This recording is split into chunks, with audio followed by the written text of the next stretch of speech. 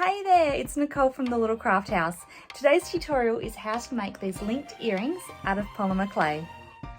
So to start with, it is really important that both the front and the back of your earrings are just as pretty as each other, because when the pieces are linked, you're going to see both pieces.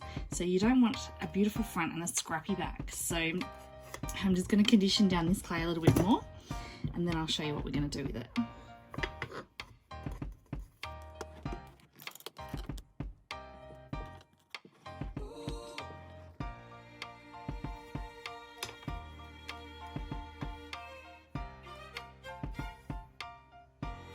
Beautiful colour. This is the Primo bronze that we're using today. So what I've done is I've just cut off the tatty edges, pop them to the side, they can be used later for something else. And then I've got my piece. I will just quickly get my bring that up.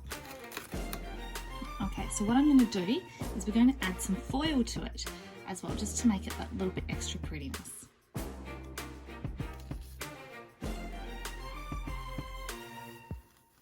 Okay, so the foil is very delicate, so I'm going to try and use this on both the front and the back.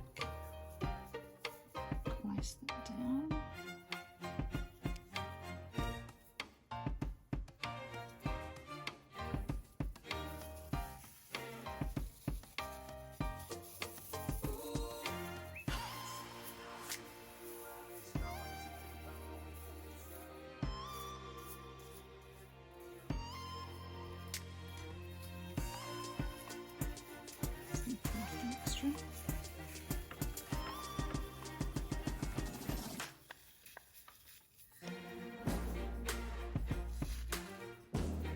Now, top tip, don't use foil under the air conditioning vents. I've done this a few times.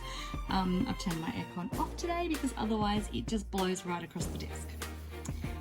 Alrighty, so that is completely encased in that. And what I'm going to do now is give it a rollover with the roller, making it thinner. And what's going to happen is the foil is going to crack. Now, because it's on the tile, it is slipping and sliding a little bit. So this could get messy. Alright, so just a slight amount of pressure. It's going to be taking our clay thinner than what I would usually. It's probably set at about a 3mm at the moment, and it's going to go a little bit thinner, but that's okay because with this style of earring, we've got multiple components to it, so it's going to mean that it can get a bit heavy if they are too thick. Okay, so whilst it's cracking, and you can see that happening on the front, just gentle now, just trying to. Whilst that's happening on the front, it should also, fingers crossed, have happened on the back, which, yes, it did. Alright, so that beautiful copper colour is coming through.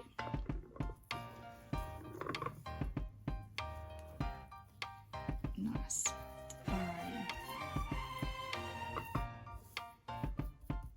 Okay, so what we're going to do now is cut the pieces out.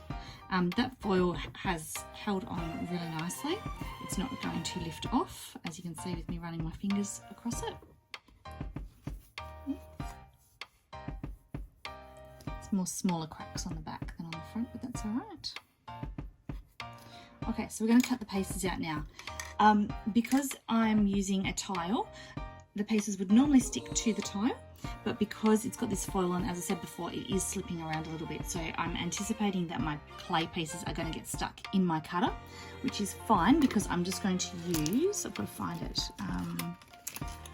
I've got a rubber tipped tool here, which is what I'm going to use to push out the clay when it gets stuck in. Okay, so I'm using an irregular circle today for a couple of reasons.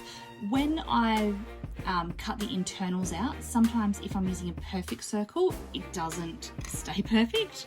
So this way my irregular circles are intentional. And also it's just that little bit different. I might do one at a time first because there's a little trick to doing your center holes, making it hollow. So what we're going to do is I'm going to leave the cutter around it, and then I'm going to cut the central hole out. That one might be a little bit small. Ah, there we go. That's a little bit bigger one. Okay, so I'm going to hold it on there and find my center.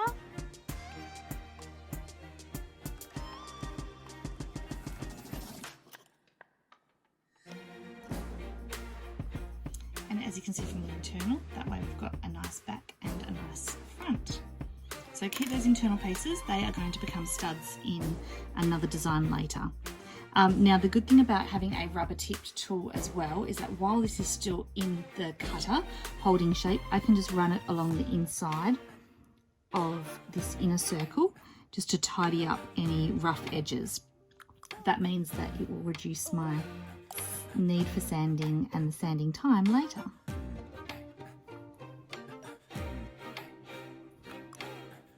Alright, so I'm just going to go ahead and cut out all 4 pieces. We're doing 4 because each earring will have 2 rings each.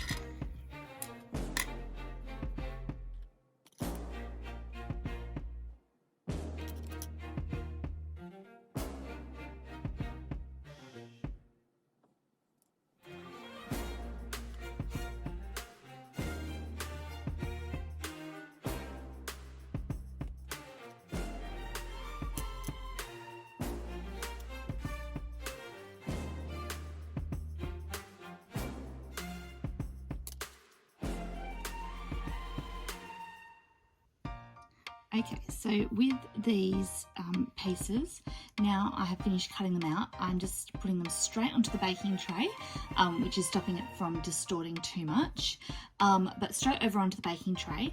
And then the secret to making them into our linking pieces is we're going to bake them, but only for 10 minutes. So normal temperature, but only for 10 minutes. And then I'll show you the next step. Okay, so these are now baked. They've had their 10 minutes, so they are still quite flexible, but they are hardened up a little bit, like they're not raw anymore. I've just got to work out which ones are, so they're inward facing and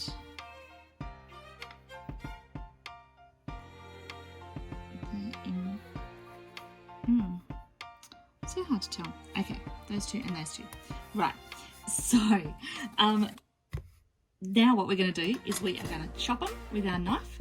So I've got my little scalpel knife here, and I'm just going to find a narrow point and do a little slice. So just one for each pair.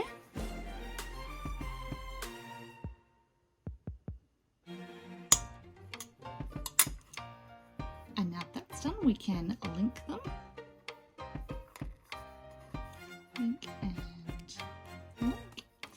And then we need to glue that piece back together. So a couple of options for you. I have some good old translucent liquid Sculpey. So you can use liquid Sculpey, or you can use Bacon Bond or clay adhesive. This one's a really old packaging, so they do look different to that now, but same stuff. And so we're just going to use that to glue our pieces back together. Now, another alternative, if you don't have this, is just pop them back in the oven like that to bake. And then once you've finished baking, then you can just use your normal earring super glue to glue them back together.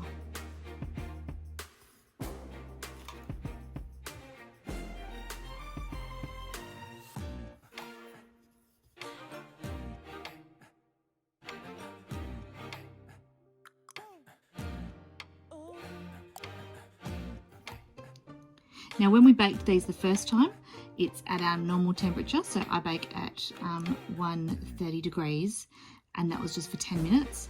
Now we're going to put them back in for another, I like to bake for about 40 minutes all up, so I'll probably go another 30 minutes and see how they go. And if they do need a little bit more, then I'll pop them in for a little bit longer than that. Okay, so they are out of the oven and sanded to give them that nice contrasting edge. I've whacked a coat of the gloss varnish on it as well, the Sculpey Gloss Glaze. That's just going to help to protect that foil as well. And yeah, so you can hardly even see where that joining mark was that we created.